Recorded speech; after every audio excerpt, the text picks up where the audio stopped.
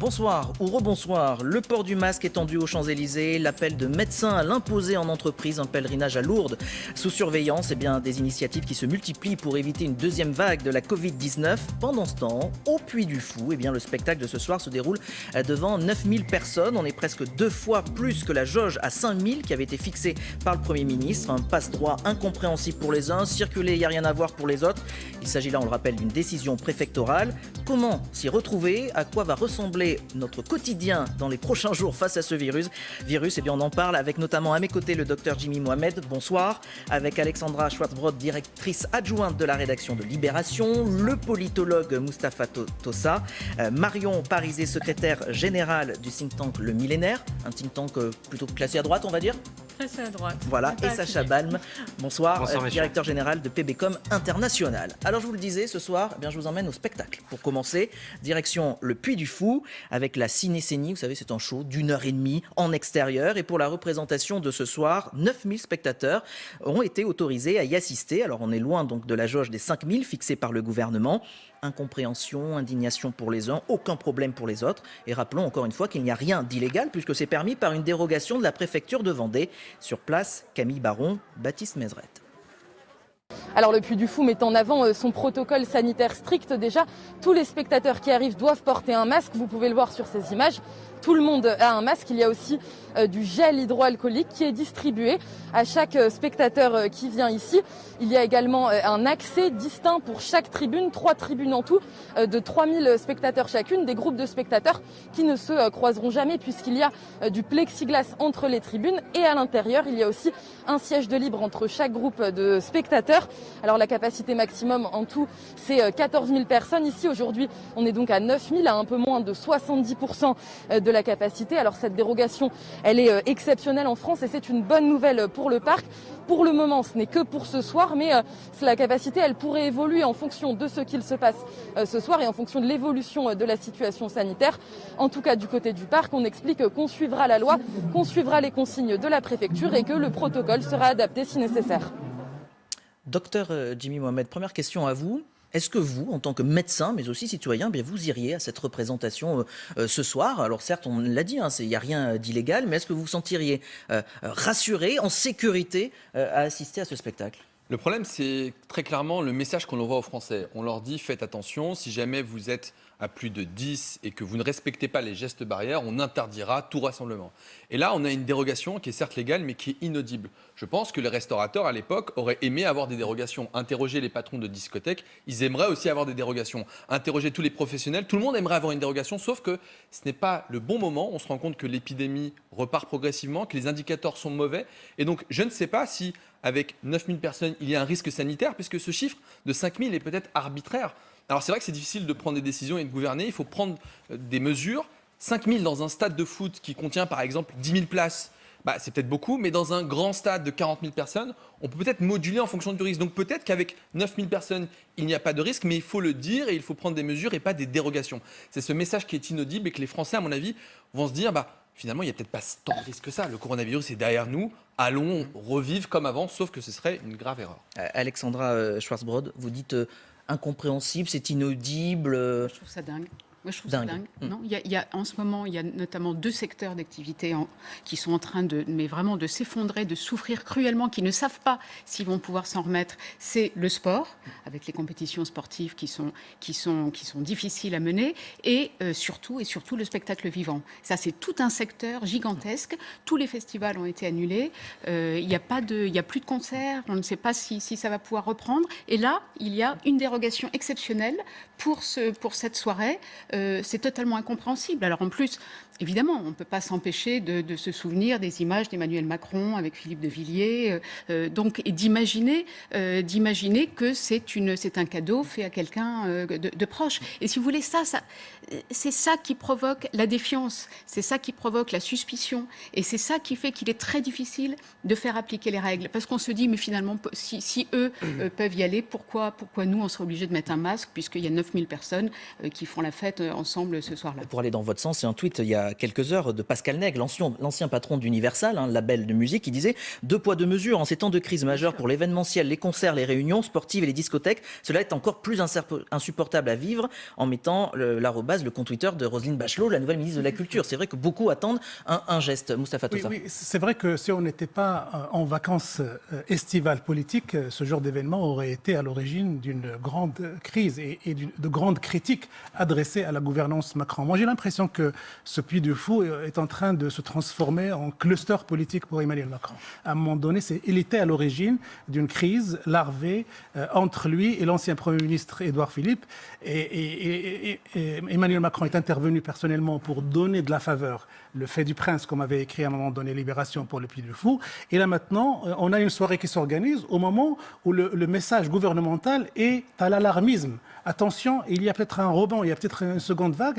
Et les images auxquelles nous assistons sont totalement en contradiction avec la démarche gouvernementale. Donc, c'est quelque chose, c'est l'effet boomerang.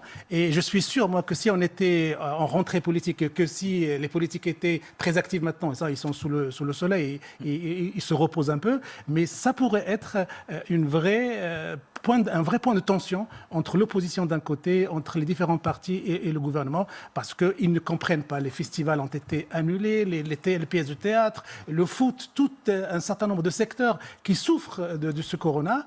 Et puis tout d'un coup, le fait du prince, le Puy du Fou, Monsieur Philippe de Villiers peut lancer son show en plein coronavirus. Alors j'ajoute information du service politique de TF1 LCI.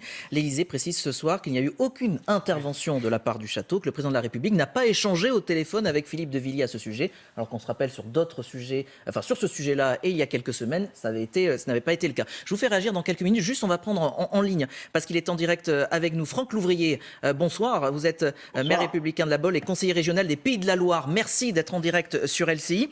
Vous dites quoi ce soir face, on va dire, à cette exception, le Puy du Fou? C'est une imprudence? Mais non, mais il faut arrêter de faire des interprétations politiques sur des décisions sanitaires.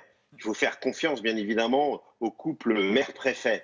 Vous imaginez bien qu'il n'y a aucune interprétation politicienne d'un tel acte. C'est des responsables qui sont sur le terrain et ils prennent des décisions au plus près des enjeux qui sont à la fois des enjeux économiques, des enjeux sanitaires et des enjeux pour la protection de nos concitoyens.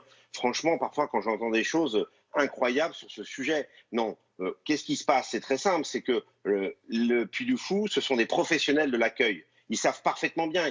Ils accueillent des millions de gens par an sur leur territoire. Ils savent très bien comment il faut le faire. Ils connaissent les mesures. Le préfet a bien évidemment acté les choses avec les responsabilités en pensant à juste titre que lorsqu'on est à l'extérieur, et là j'entends parfois vos interprétations, vous mélangez bien évidemment ce qui peut se passer à huis clos, ce qui peut se passer à l'extérieur. Quand vous êtes à l'extérieur, j'étais encore aujourd'hui lors d'une rencontre sportive à La Baule entre le FCN et Le Havre, qu'on a fait à l'extérieur avec 500 personnes qui avaient des masques. Donc là, avec les distanciations qu'il faut, et bien évidemment les mesures sanitaires. Donc attention à toute interprétation qui n'est pas vraiment, je dirais, une interprétation juste. On le sait très bien, là c'est 3 fois 3000. 3 fois 3000 avec la sécurité qu'il faut, avec la distanciation qu'il faut, et c'est indispensable. Vous savez, si on veut tout décider de Paris, on n'arrive à rien.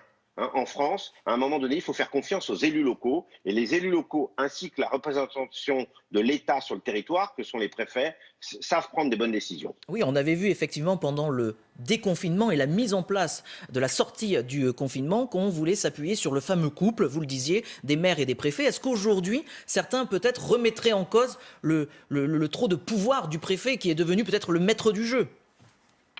À un moment donné, il faut faire confiance à la décentralisation. Vous savez, ceux qui sont le plus proches des concitoyens, ce n'est pas ceux qui sont les plateaux de télévision, c'est ceux qui sont maires, c'est ceux qui sont préfets et qui savent très bien qu'à un moment donné, il faut adapter les mesures sanitaires par rapport aux enjeux et notamment aux enjeux sanitaires. Comme vous savez, la propagation du virus sur les Pays de la Loire n'est pas le même que lorsque vous êtes en Île-de-France ou lorsque vous êtes dans l'Est de la France. Donc à partir de ce moment-là, il faut adapter, comme on a pensé, comme le Premier ministre à juste titre a pensé, adapter le déconfinement géographiquement. Bien sûr qu'il y a des zones qui sont plus en danger que d'autres. Bien sûr qu'il y a aussi des modèles économiques qui doivent être préservés plus que d'autres. Et il est important que cet équilibre-là soit actée par des gens qui sont sur le terrain et pas uniquement ceux qui sont à Paris en train de décider du haut sur un pays qui fait 62 millions d'habitants et qui est réparti sur 13 régions, bien plus complexe que ça en a l'air lorsqu'on regarde ça un petit peu, je dirais, avec distanciation. Franck Louvrier, vous comprenez tout de même les organisateurs de spectacles, d'événementiels, de concerts, les artistes eux-mêmes réagissent aujourd'hui sur Twitter en disant « Attendez, je citais Pascal Nègre, il y a 2 poids, 2 mesures, c'est pas audible, c'est pas compréhensible ». Mais vous savez, vous avez vu que la décision du gouvernement a été d'ouvrir un peu plus le monde de l'événementiel aux organisations à la fin du mois, si ce n'est au début du mois prochain. Parce que bien sûr, on sait très bien qu'à certains moments et à certaines zones géographiques, on peut s'adapter par rapport au nombre de population. C'est ça. Le problème, c'est que c'est pas de savoir si tout peut se faire sur la France, c'est à quel endroit, à quel moment et avec qui. Et c'est ça qui est important. Et on le sait très bien, il y a des endroits qui peuvent être bien sûr plus dans un style de propagation plus forte que d'autres. Et c'est ça qu'il faut prendre en compte. Vous savez, moi, à La Baule, j'ai mis en place un comité de veille sanitaire avec un ancien ministre qui est Elisabeth Hubert, et on mesure chaque jour l'évolution sanitaire de la ville. Et on prend les précautions qu'il faut. Et là, aujourd'hui, on a mis, par exemple, des tests gratuits ouverts à tous les publics pour permettre aux gens de pouvoir se tester. Et on suit chaque jour avec les laboratoires, avec les professionnels de santé, l'évolution sanitaire de la ville. Donc c'est ça notre responsabilité. Moi, je n'ai pas besoin d'attendre un ordre de Paris pour savoir à quel endroit je dois porter des masques et à quel autre endroit je dois pas en porter. On a été très précurseurs en la matière. On a porté des masques immédiatement quand il le fallait, notamment sur les zones très fréquentées. Et à partir de ce moment-là, on sait ce qu'il faut faire. Donc, je dirais, laissons les élus, laissons les préfets qui sont sur le terrain prendre les bonnes décisions. Et c'est comme ça qu'on pourra repartir positivement à la fois au niveau économique et à la fois au niveau sanitaire. Merci beaucoup Franck Louvrier d'avoir réagi sur le plateau de LCI samedi soir. Ça réagissait aussi pas mal ici pendant l'intervention et l'interview avec Franck Louvrier. Je vous voyais Sacha Balm. En même temps, il n'a pas tort Franck Louvrier quand il dit allons-y, ce sont les élus, ce sont les préfets, ce sont les gens de terrain qui savent et qui peuvent mener aussi et prendre des décisions. C'est ce qu'on leur demande. Il y a eu un tout petit peu de démagogie aussi sur les ordres de Paris. Bon, c'est assez classique. Je rappelle juste que c'est depuis le 31 juillet que maintenant les préfets peuvent prendre la décision. Donc j'adore parce que parfois on est pour la décentralisation, parfois contre, enfin, ça dépend des moments. Bon. Moi, ce qui me dérange le plus, ce n'est pas cet événement en particulier, c'est le régime dérogatoire. Parce qu'à partir du moment où il y a une dérogation, il y a une exception. Et les Français, forcément, vont se dire, bon, bah, le Puy du Fou, c'est autorisé, d'autres choses, on ne comprend pas pourquoi. Pour moi, c'est ça, c'est là où le bas blesse. Alors, bien sûr, il y a forcément l'entre-gens de Philippe de Villiers qui a dû jouer et qui a dû parler avec le préfet pour que cette manifestation soit autorisée. Mais moi, c'est la dérogation. C'est vraiment ça qui me dérange. Pour le reste, je comprends l'envie des Français de voir un spectacle en plein été. Moi, ça ne me choque absolument pas. Marion Parizet, vous dites finalement normal qu'il y ait cette exception, cette dérogation Puy du Fou? Si on reprend les éléments par rapport au rôle des élus locaux, ils ont un rôle à jouer. Mais ils ont un rôle à jouer avec aussi l'aide des services déconcentrés, notamment les agences régionales de santé, qui sont là aussi pour appuyer sur le volet sanitaire. Une décision sur le Covid, ce n'est pas juste une décision d'élus et ce n'est pas juste une décision politique. Et on sait aujourd'hui que même les experts restent quand même divisés sur un certain nombre de questions. Donc cet appui des services techniques qui sont spécialisés est essentiel. Mais je pense que l'enjeu spécifiquement sur ce point-là, ce n'est pas un enjeu nécessairement sur qui prend la décision, mais c'est un enjeu de communication, comme on l'a dit. Communication vis-à-vis de deux personnes au sens large, vis-à-vis des Français, parce qu'on leur impose, on parle dans un discours très alarmiste, de vouloir imposer le masque dans les lieux publics, maintenant peut-être dans les lieux... On y reviendra tout à l'heure. On en parlera plus tard, mais on a là, tout d'un coup, encore un exemple de l'incohérence du discours politique qu'on a depuis le début de cette crise du Covid. On l'a eu avec les masques, on a eu avec le dépistage. Aujourd'hui, on l'a sur ce plan-là. Sur ce plan-là, au niveau des Français, c'est incompréhensible. Au niveau du secteur de la communication, c'est incompréhensible également. Mais peut-être là aussi parce qu'il s'agit d'une première. C'est une exception, mais c'est une exception qui permet potentiellement de relancer le secteur. Et la relance du secteur aujourd'hui, c'est une priorité, parce qu'ils sont touchés économiquement depuis le début du confinement. Docteur, je vous donne la parole. Juste docteur, vous dites quoi ils ont tout faux en fait, les dirigeants dans les mesures qu'ils mettent en application. C'est pas comme ça qu'il fallait faire. Encore une fois, les Français vont être totalement perdus. On s'y retrouve pas. C'est ça, c'est que c'est inaudible pour les Français. On change de règles quasiment toutes les 48 heures entre les exceptions, les règles qui évoluent. On parlera tout à l'heure du masque en extérieur, où vous avez des cadres qui vont mettre des coups de surligneur dans certaines rues de Paris, puis qui tout d'un coup vont se réveiller en se disant bah non, c'est peut-être pas audible, on va faire autre chose. Et bien là, c'est exactement la même chose. La règle des 5000, elle est très arbitraire, et peut-être qu'il a raison, peut-être que le Puy du Fou est en capacité d'accueillir 9000 personnes, et peut-être même plus. Oui. Mais comme on ne le Ça sait avait été pas, le cas au mois de juillet, ils avaient 12 000, 14 000, ça avait fait ouais, 14 000, ça avait fait Voilà. plus Alors après, il y a effectivement un peu de démagogie et prendre finalement parfois les autres pour des imbéciles, comme si les restaurateurs ne savaient pas accueillir des gens, comme si les patrons de boîtes de nuit ne savaient pas accueillir des gens, comme si Paris dominait la France entière et comme si nous, les gens sur les plateaux télé, ne sommes pas au quotidien et voyons les gens. Donc la leçon de morale et de démagogie, je pense que monsieur peut s'en garder parce qu'il agit un peu comme un lobbyiste. En revanche, je pense qu'on peut comprendre que dans cette période assez critique où on est très alarmiste, je ne sais pas si c'est à juste titre, eh bien il faut un message clair, unique et le même pour tous les Français, sauf que là on se dit bah finalement il y a une exception, donc moi aussi je vais faire une exception et donc demain les Français seront confus et ne comprennent pas pourquoi au moment où on pense que les choses commencent à aller, on part en vacances, on a un peu de répit, c'est le moment d'aller voir les grands-parents, eh bien on a des exceptions, des règles qui se durcissent de plus en plus. Vous voulez dire un mot, Alexandra Chazebro? Oui, parce que moi j'étais très choquée. Je trouve que c'est très grave ce que vient de dire Franck Lévrier.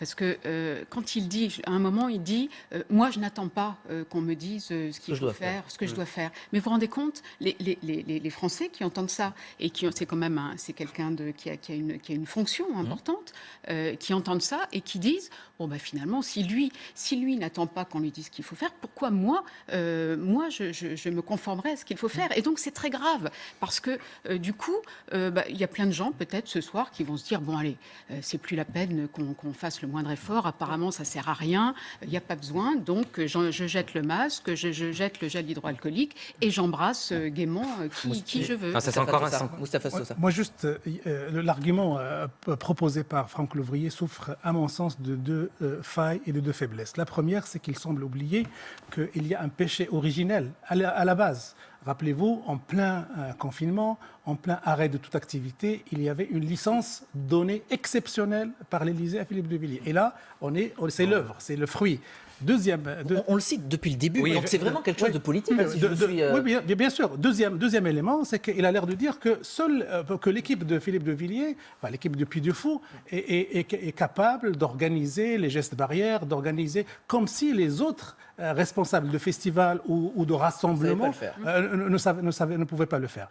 Moi, et je rebondis sur ce qu'a dit Alexandra sur le problème de communication, quand on voit Delfrécy, Salomon, Olivier Véran, toutes les autorités politiques et sanitaires parler avec une dramatisation extrêmement importante sur l'idée qu'on puisse avoir un rebond et seconde vague, et qu'on a ces images-là, parce qu'il y a, il faut le dire, un fait du prince, il faut autoriser, il faut réaliser une promesse, ça brouille énormément la communication par rapport à un citoyen qui ne sait plus s'il doit effectivement avoir peur ou s'il doit se laisser aller comme le ferait par exemple au niveau de ce festival. Tiens, on va juste réécouter Jean Castex, le Premier ministre. Là, 9000 spectateurs ce soir, il nous disait, il y a une jauge, elle est de 5000 et jusqu'à la fin du mois d'octobre.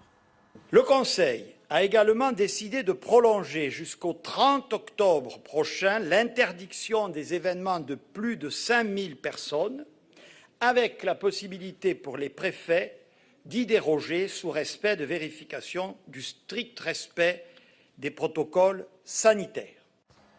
Sacha Ban. Non, moi je voulais réagir parce que on prête beaucoup de pouvoir là à Emmanuel Macron. Dieu sait qu'on peut le critiquer, mais je pense que Philippe de Villiers n'a pas besoin d'Emmanuel Macron pour autoriser un spectacle dans sa région. La Vendée, je veux dire, Philippe de Villiers, c'est sa région. Il la connaît bien. Donc là, on est juste dans un dialogue entre Philippe de Villiers, le patron du Puy du Fou, et le préfet. Et le préfet. Mais oui, moi j'en suis convaincu. Je veux dire, on peut prêter beaucoup de choses encore une fois à Emmanuel Macron, mais ça, honnêtement, je pense que c'est pas. C'est Philippe de Villiers qui s'est vanté d'avoir fait changer d'avis avec une conversation téléphonique et d'avoir désavoué entre guillemets Édouard Philippe qui à l'époque. Là encore, mais vous connaissez le personnage, il est un petit peu comme ça. Vous connaissez. Ce soir, l'Élysée dit que là, il n'y a pas eu d'échange de coups de téléphone. Ils vont pas dire que oui. C'est compliqué de la part de l'Élysée. Philippe de Villiers, puisque c'est lui la dernière fois qui avait ouvert le bal des révélations. Marion Parizet. Non, c'est vrai qu'il y a cet enjeu-là très politique, mais au final, il faut le voir aussi comme une opportunité, parce que le secteur va devoir s'adapter. Le Puy du Fou a fait des efforts pour s'adapter en termes de structure. On le voit à l'entrée, le fait d'espacer, de séparer la façon dont rentrent les gens selon qu'ils accèdent à telle ou telle estrade.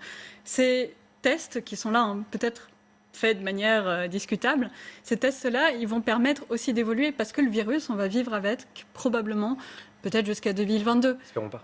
C'est dans cette dynamique-là aussi qu'il faut réfléchir. Vous avez raison, mais le problème, c'est la dérogation, c'est le côté, c'est ce que vous disiez. C'est-à-dire que pourquoi communication pas, n'est pas en claire. effet, il y a des efforts, les organisateurs du festival apprennent au fur et à mesure et peut-être commencent à trouver des trucs pour maintenir des festivals malgré tout. Simplement, pourquoi celui-ci et pas les autres? Autorisons le reste, Le risque, autorisons les c'est boîtes que de nuit, c'est- autorisons les lieux clos. Le risque, c'est que la dérogation devienne la règle Et finalement. puis, c'est pas tellement le risque en milieu extérieur uniquement. On a exactement le même problème avec les matchs de foot. Peut-être qu'à 9000 personnes, il n'y a aucun risque. Peut-être que là, il n'y aura aucun cluster. Mais la seule question qu'on peut se poser, c'est que ces gens qui sont là dans les gradins, qui sont assis côte à côte, ils vont ensuite aller aux toilettes, ils vont aller au restaurant, ils vont se déplacer, ils vont faire la queue à un moment. Et c'est peut-être à ce moment-là, là où le port du masque a été difficile à supporter, qu'ils vont se relâcher et peut-être qu'ils vont tomber malades. Donc la question, c'est pas simplement en espace extérieur, c'est comment le reste est organisé. Donc peut-être que le Puy du Fou fait ce qu'il faut pour éviter que ça arrive, mais pour l'instant, on n'en sait rien et on a besoin d'un message clair. Et pareil pour tous. Rapidement, si finalement le Puy du Fou donc organise ce spectacle ce soir, à l'issue, tout s'est bien passé, il n'y a aucune recrudescence de nouveaux cas, Ouais. on dira quoi? On dira On dira qu'il faut autoriser aux autres Exactement. acteurs de cette industrie d'organiser Exactement. les choses. Ce qui n'est pas encore le cas. Vous avez entendu la déclaration de Jean Castex et les fermes jusqu'au 31 octobre. Donc jusqu'au 31 octobre, il ne peut pas avoir ni de festival, ni de grandes réunions au-delà de 5000 personnes, et encore dans ces conditions. Donc si l'histoire du Puy du Fou peut aboutir à dégoupiller un petit peu ou à dérégler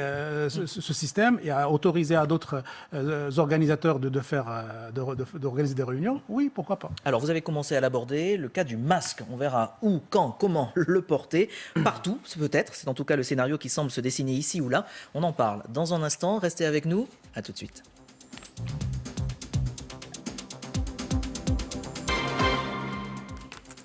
Soyez les bienvenus si vous nous rejoignez à l'instant dans LCI samedi soir. De quoi parlons-nous ?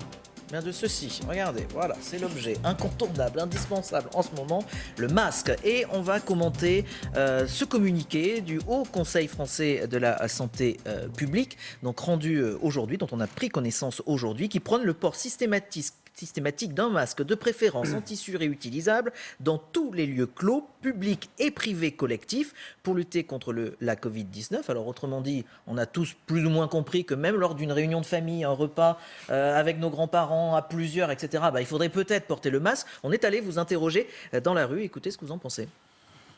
C'est difficile de se rendre compte d'être dans le cocon familial et d'avoir un masque qui est un geste barrière, manifestement. Et barrière avec la famille, c'est quelque chose qui va pas. Les deux vont pas ensemble, quoi. C'est gênant. À l'intérieur, on essaye en famille, on sait qui on fréquente en général, quoi. Il faut se protéger dans toutes les situations. Et le masque, ça reste encore, avec les principes de lavage de main, la meilleure façon de se protéger. Bon docteur, on va devoir porter le masque lors de réunions en famille ?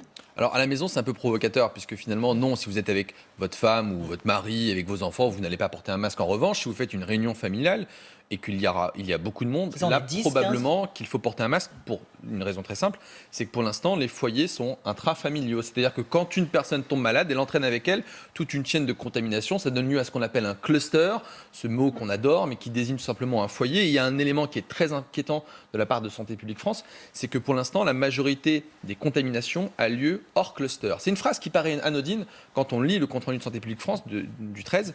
Sauf que quand les contaminations ont lieu hors des clusters, ça veut dire que le virus circule, mais on ne sait pas où.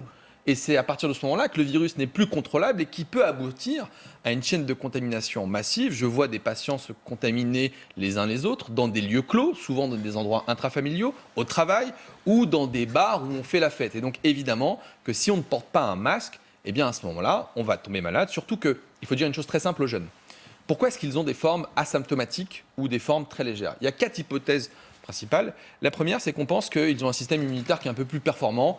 Plus on vieillit, plus le système immunitaire est moins bon et donc ils réagissent plus rapidement. La deuxième, c'est qu'il y aurait chez les jeunes une immunité croisée avec d'anciens virus qui nous protégerait un petit peu de ce coronavirus. Et la troisième, c'est qu'il y aurait un facteur génétique qui fait que certains vont faire des formes graves, notamment des jeunes, et d'autres pas. Et la dernière, c'est qu'au moment de l'exposition, ils ont eu une charge virale faible. Alors c'est un peu compliqué comme ça, mais l'importance du masque est capitale.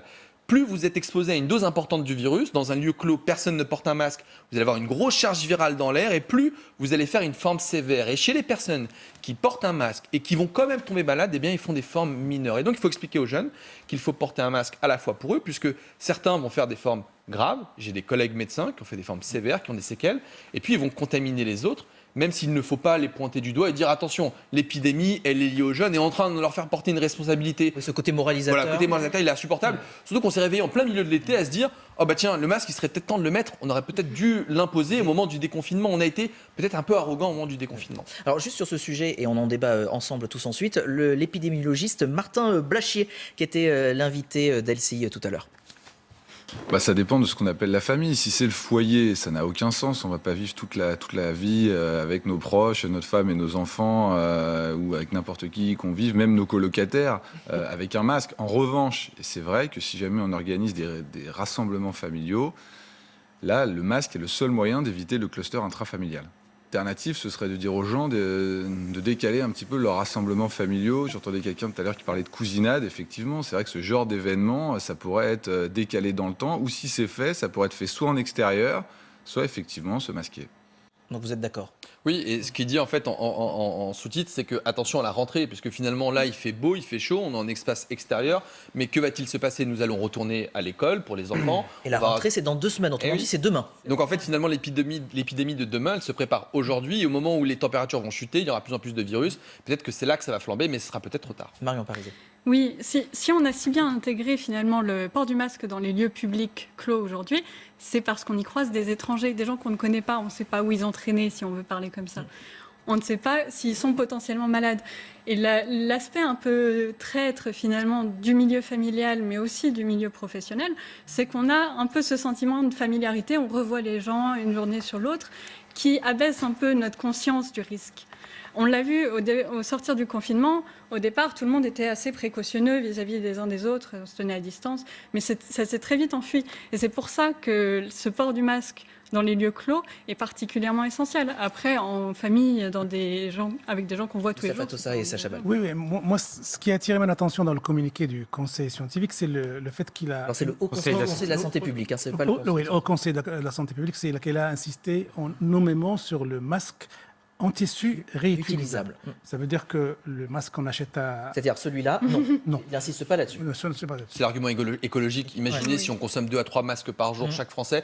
Ce masque, il va rester 500 ans dans la nature. Certains le balancent dans la rue, alors que le masque en tissu, on va le réutiliser. Donc, on peut se dire qu'on peut stratifier le risque en fonction aussi de vos antécédents. Si vous êtes à très haut risque, peut-être qu'il faut un masque plutôt chirurgical, mais que pour le citoyen lambda qui est en bonne santé, un masque en tissu suffit. Et puis l'autre élément de questionnement, est-ce que le masque sera obligatoire aussi dans les entreprises? Alors, autant chez soi, on sait un petit peu le périmètre des gens qu'on connaît, autant dans l'entreprise... On entendra Alain Griset, le ministre délégué au PME, juste en fin d'émission, justement. Dont la plupart fonctionnent en ce moment avec des open space. Est-ce que ce masque-là pourrait être imposé par... Rendu obligatoire, Sacha Bal. Je suis désolé, je vais être un petit peu le trouble-fête du plateau, mais je ne souscris absolument pas à tout ce qui a été dit. Tout simplement parce que moi j'ai une bonne idée pour le gouvernement, ça peut être une nouvelle idée de com, c'est d'installer peut-être des caméras chez nous. Ça peut être une idée, c'est-à-dire que quand on dîne ou quand on voit nos proches, on vérifie si on a porté un masque. Si auquel cas on n'a pas porté de masque, on en reçoit une amende. Non mais dans quel monde? Si je vous suis, dans un monde de fous. J'en ai ras-le-bol. Moi je vous le dis clairement, j'en ai ras-le-bol et surtout il y a une hypocrisie mais totale. Écoutez, je peux vous donner un exemple très pratique puisque Monsieur Louvrier disait ceux qui sont sur les plateaux télé ne voient pas la vie. Donc je vais vous raconter peut-être ma journée. J'étais au canal Saint-Martin, d'accord? Une jeune femme s'allonge près du canal Saint-Martin. Elle ne parle à personne, elle ne dit rien, elle est tranquille, elle lit un livre.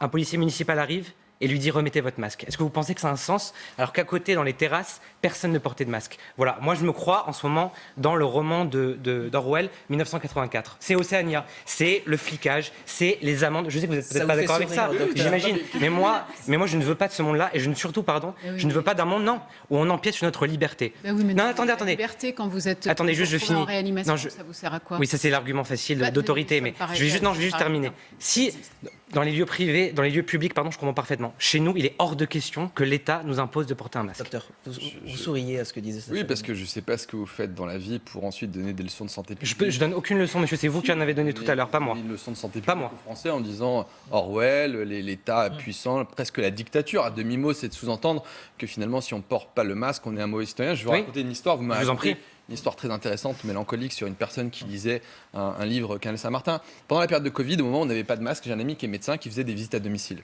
Et il y a un jeune homme qui a eu le Covid typique, on ne savait pas tester, mais c'est sûr qu'il l'avait. Et il vivait chez lui avec 2 personnes, ses 2 parents. À ce moment-là, on n'a pas de masque. Il lui dit, mais comment je fais pour éviter de contaminer mes parents? Il dit, écoutez, je ne sais pas, mettez un foulard, faites comme vous pouvez. Il a été tellement stressé qu'il a décidé de se scotcher la bouche. Ça vous paraît, on peut rigoler. Ah oui, j'ai pari, pas du tout. Ce qui s'est passé, c'est que sa mère est morte et son père est en réanimation. Ouais. Il a failli décéder. Et donc ce monsieur à qui finalement on n'avait pas de masque, et bien là on est en train de lui dire finalement chez vous ne mettez pas de masque, allez-y, c'est la vie d'allocation. Laissons la liberté aux gens chez eux, monsieur. On ne va pas imposer aux gens de porter le masque chez eux, mais on est où? Mais si, monsieur, elle est très importante. Non, mais la question n'est pas de porter le masque à la maison ou pas, c'est dans un espace. Le message est clair et simple, c'est dans les réunions intrafamiliales. Vous avez vu un autre épidémiologiste qui est du même avis que moi, et c'est rare que les médecins soient d'accord. Souvent, on s'écharpe, c'est le débat scientifique. Mais là, le message est unanime. Si vous interrogez tous les scientifiques, il faut porter un masque pour préparer l'épidémie. Alors juste, on va enchaîner. Vous allez continuer de pouvoir débattre. Si vous parliez du canal Saint-Martin, eh bien, restons à Paris avec cette obligation du port du masque qui s'étend un peu plus dans la capitale, à certains secteurs. On a eu 2 cartes en moins d'une semaine. La dernière en date d'aujourd'hui. On voit qu'une partie des Champs-Élysées, le quartier du Louvre ou encore celui des Batignolles sont concernés par le port obligatoire du masque. Une carte, des cartes qui sont... Comment on pourrait... Un dédale. Un labyrinthe. Incompréhensible. Est-ce qu'il vaudrait mieux pas dire à un moment donné, le masque, il est là, dans tout Paris, partout? Moi, j'avais vu la première version de la carte parisienne et j'ai été étonné à la base de ne pas voir figurer les Champs-Élysées. Alors on nous expliquait à l'époque que c'était des grands trottoirs avec une grande avenue, les gens se croisaient beaucoup moins, il n'y avait pas trop de touristes, donc on l'a pas mis. Bon, 5 jours plus tard, c'est concerné. On s'est rendu compte, oui, c'est vrai que cette carte, maintenant, c'est des choix à faire. Ou alors on fait le choix d'imposer le masque partout à Paris et il faut en assumer et les conséquences juridiques et politiques et sécuritaires, parce qu'il va falloir pénaliser, sanctionner ceux qui ne le portent pas, ou bien il va falloir gérer avec cette carte qui répond à des critères qui ne sont pas peut-être les meilleurs. Par exemple, la rue, il y a des rues où on estime c'est une rue marchande, c'est une rue commerçante, et où il n'y a personne, alors qu'à côté, dans un autre endroit où il y a beaucoup de monde, elle n'est pas signalée. Donc cette carte-là, elle a été, je crois, concoctée à la va-vite, parce qu'il fallait absolument que la mairie de Paris sorte un argument pour s'inscrire dans cette lutte contre le Covid. Et elle est en constante amélioration, elle est en constant changement. Donc moi, ça ne m'étonne pas que demain, la mairie de Paris nous sorte autre chose, une autre innovation, une autre évolution de cette... Alors, on a parlé de Paris, mais il y a aussi le cas de Marseille, où il se passe exactement la même chose. Je voulais juste vous lire le début de l'édito de Jean-Michel Marcoul ce matin dans La Provence. Vous allez me dire ce que vous en pensez. On n'avait pas vu ça depuis que Charles Pasqua avait réalisé le redécoupage des circonscriptions législatives en 86, avec l'application d'une dentelière pour rhabiller la droite et aller chercher des voix au pâté de maison près. Depuis une semaine, c'est la même mascarade des apprentis sorciers. Les villes ont coupé les rues en 2 et les cheveux en 4. C'est exactement ça. Il y a un peu de ça, parce qu'il faut aussi se mettre à la place de l'équipe municipale de Paris. Madame Hidalgo et son équipe, on leur a tendu la responsabilité de gérer cette catastrophe, et ils le font dans la précipitation. Et Paris, c'est une ville grande, une ville compliquée, une ville extrêmement variée, diverse. Il n'y avait le choix ou d'imposer à tout Paris, ou bien de choisir un certain nombre de quartiers. Et ce choix suscite justement ce genre de critique, ce genre de sarcasme, parce que l'affaire n'est pas aussi simple que ça, elle est très compliquée. Et tant qu'on n'a pas une vision claire de ce qu'on veut imposer comme règle, eh ben, il y a ce genre de confusion. Alors on va aller à Laval dans quelques instants. Je vous donne juste ce chiffre que j'ai donné dans le journal tout à l'heure, mais ce sont les chiffres, les indicateurs sanitaires donc, de l'épidémie selon Santé publique France. 3310 cas en plus en 24 heures, 17 clusters supplémentaires qui sont aujourd'hui en cours d'investigation. Ça fait peur, ça commence à faire peur, docteur ? Ce qu'il faut dire aux gens, c'est qu'il ne faut pas attendre, parce que vous savez, sur les réseaux sociaux, vous avez des épidémiologistes du dimanche ou des virologues apprentis qui vous expliquent, qui vous montrent, regardez, les cas en réanimation sont bas, regardez, le nombre d'hospitalisations est faible, et c'est vrai. Sauf que si on attend cet indicateur, c'est un indicateur tardif, et ce sera trop tard. Donc il ne faut pas attendre que la situation se dégrade dans les hôpitaux, parce qu'à partir de ce moment-là, le virus ne sera pas contrôlable. Alors, en sortie de confinement, on avait environ 500 cas par jour, puis 1000, puis 1500, 2000, 2500, là on est à 3000. La question, c'est jusqu'à où on va aller, parce qu'au bout d'un moment, les capacités de test vont être dépassées. Là, désormais, c'est de l'enfer absolu de se faire tester, en tout cas dans les grandes villes.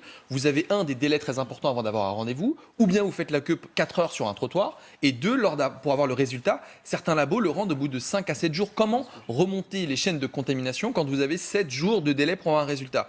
Donc je pense que ce chiffre, il ne faut pas être non plus catastrophique et dire « Oh là là, on va fermer les restaurants, on va reconfiner la France ». Non, mais il faut se dire qu'il faut qu'il y ait une prise de conscience et elle passe par un message clair du gouvernement. C'est un masque qu'on porte partout, pas simplement dans les lieux extérieurs, parce que là, en ce moment, la maison brûle et on regarde un peu ailleurs. On regarde à l'extérieur et on se dit « Oh là là, c'est là qu'il faut mettre le paquet ».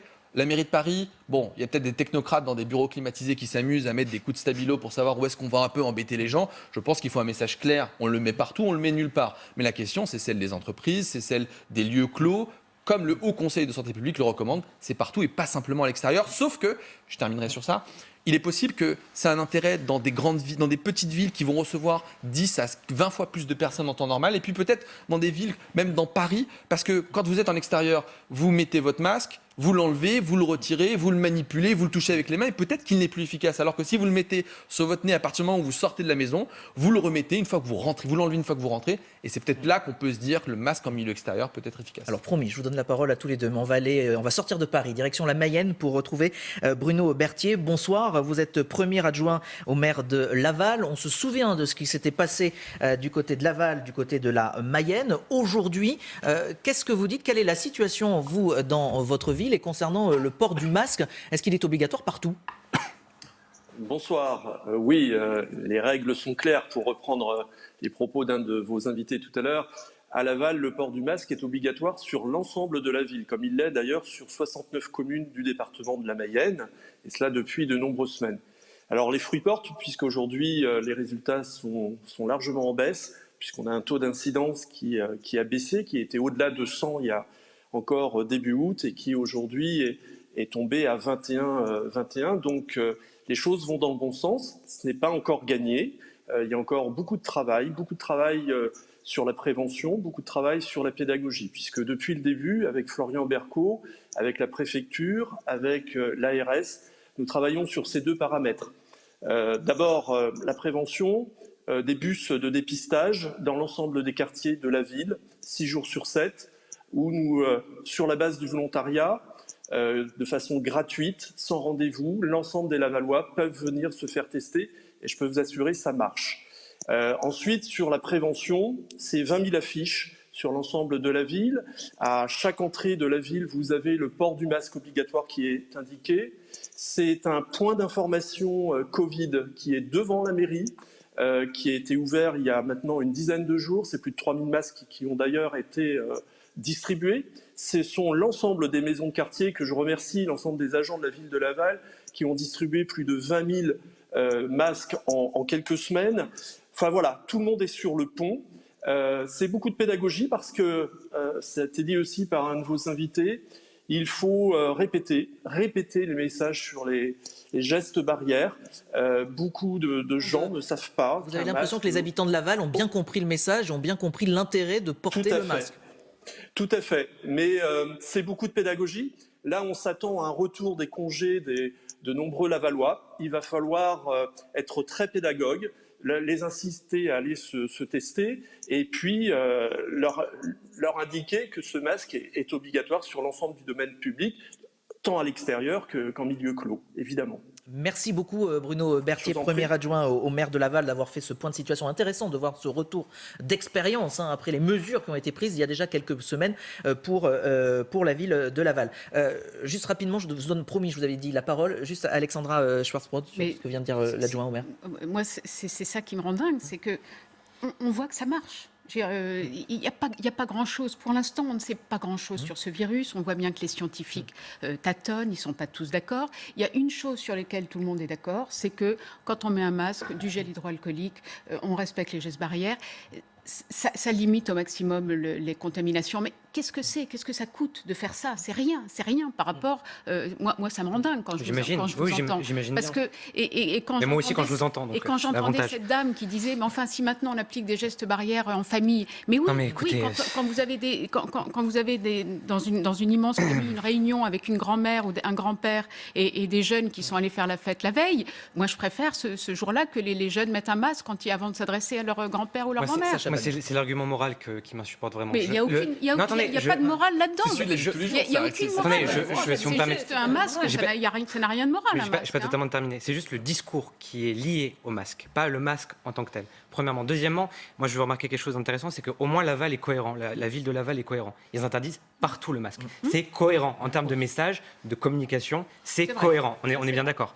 Madame Hidalgo qui nous fait un labyrinthe complet dans Paris. On porte le masque, on ne sait pas où. Il nous faut la carte pour savoir où on le met. C'est n'importe quoi. Et j'aimerais dire surtout quelque chose à propos de ce coronavirus. C'est que c'est devenu maintenant l'argument pour faire passer des mesures idéologiques. Madame Hidalgo, avec par exemple la piste cyclable rue de Rivoli. Le but, c'était en fait de dire oui, mais c'est à cause du coronavirus, vous comprenez.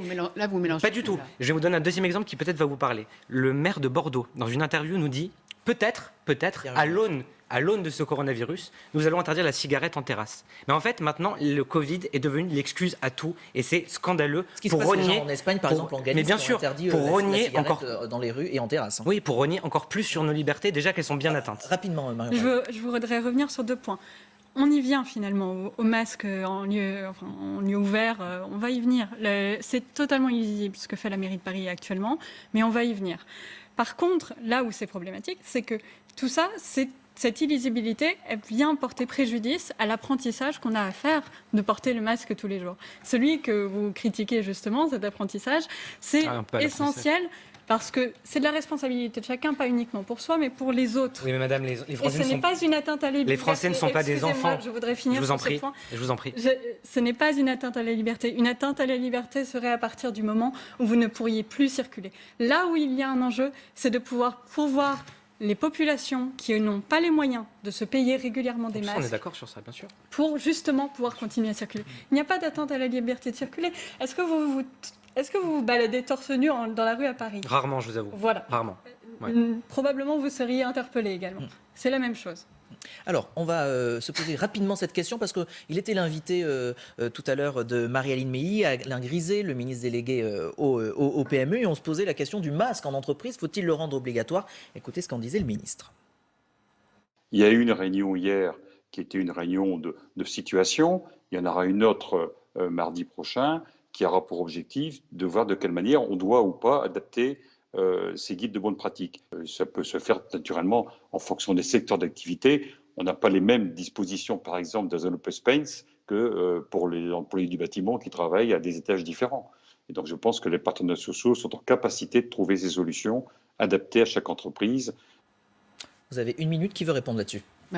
Moi, je peux dire un mot. Oui, les masques en entreprise, parce que dans l'entreprise où je travaille, l'obligation de porter le masque est manifeste. Mais quand on est devant son ordinateur, en train d'écrire ou en train de faire son travail, est-ce qu'il est imaginable de passer 8 heures, 10 heures masqué devant son ordinateur? Ça, c'est une difficulté manifeste qu'il va falloir gérer et à laquelle il va falloir trouver une solution. Si demain, toutes les entreprises imposent le masque dans les open space à leurs salariés, ça va freiner beaucoup de choses. Je donne quand même la parole au docteur, le masque en entreprise. Oui, on va y arriver, je pense, très progressivement, soit par pression médiatique, la tribune de médecins, ou pression populaire, je ne sais pas comment appeler ça, mais ça va être une justification, puisque finalement, on se rend compte même pendant l'épidémie de grippe, les gens qui tombent malades, c'est dans les open space, parce que ça coûte moins cher, et donc on entasse tout le monde. Je terminerai ça sur c'est un petit mot complotiste. Vous savez, on parle du port du masque et on dit souvent oh là là, c'est une catastrophe. Si jamais vous sentez une odeur bizarre quand vous mettez un masque, c'est pas le dioxyde de carbone, c'est votre propre haleine. Et donc il faut tout simplement se brosser les dents ou manger un chewing-gum. Donc pas de panique, des chirurgiens mettent des masques au bloc opératoire de nombreuses heures, ils survivent très très bien. Et c'est notre seule arme actuellement, c'est de porter un masque. Porter un masque, vous verrez, les indicateurs vont baisser. On a eu l'exemple à Laval, très bien.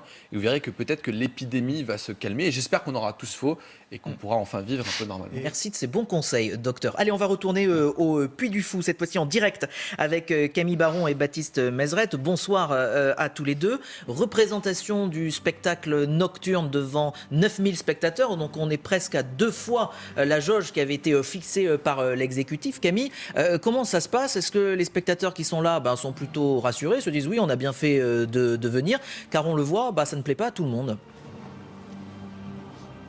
Et oui, alors il y a beaucoup de monde, 9000 personnes, vous l'avez dit, mais de ce qu'on a pu voir, tout le monde respecte le protocole sanitaire ici. Tout le monde a bien son masque et le garde bien pendant la représentation. Il y a aussi du gel hydroalcoolique à l'entrée et les 3 tribunes de 3000 personnes chacune sont séparées par une paroi en plexiglas. Il y a aussi un siège de libre entre chaque groupe de personnes. Donc ici, le protocole sanitaire est respecté et les personnes qu'on a croisées juste avant le spectacle, qui venaient assister au spectacle, nous ont expliqué être plutôt contente et rassurée par tout ce qui est mis en place ici. Alors cette dérogation, rappelons-le, elle est exceptionnelle en France. Il y a donc forcément un enjeu de sécurité sanitaire. Pour le moment, un arrêté qui n'est pris que pour ce soir, mais la capacité, elle pourrait évoluer en fonction de comment ça se passe ce soir et en fonction aussi de la situation sanitaire. En France, les chiffres ne sont pas très bons, mais pour la Vendée, c'est pour le moment plutôt épargné comme département. Pour le moment, le Puy du Fou qui explique qu'il suivra la loi, qu'il suivra les consignes de la préfecture et qu'il adaptera bien sûr son protocole si nécessaire. Voilà pour ce tour complet. Merci beaucoup Camille Baron, Baptiste Mesrette. Juste une petite remarque, et là je fais une remarque sur les envoyés spéciaux des chaînes de télévision d'information continue. J'ai remarqué récemment que tout le monde fait son stand-up ou fait son commentaire masqué, alors qu'ils sont des fois dans des endroits ouverts, qui ne sont pas clos. Alors que nous sommes ici sur un plateau de télévision qui est clos et nous ne portons pas de masque. Donc il y a un peu... Quand on est envoyé spécial et quand on est en duplex, avec la possibilité parfois que des personnes interviennent, ça arrive, viennent vous déranger pendant votre duplex, ou que vous alliez chercher un invité à l'interroger, et que la bonnette du micro, elle se balade de reporter parfois en reporter, et donc par sécurité, par précaution.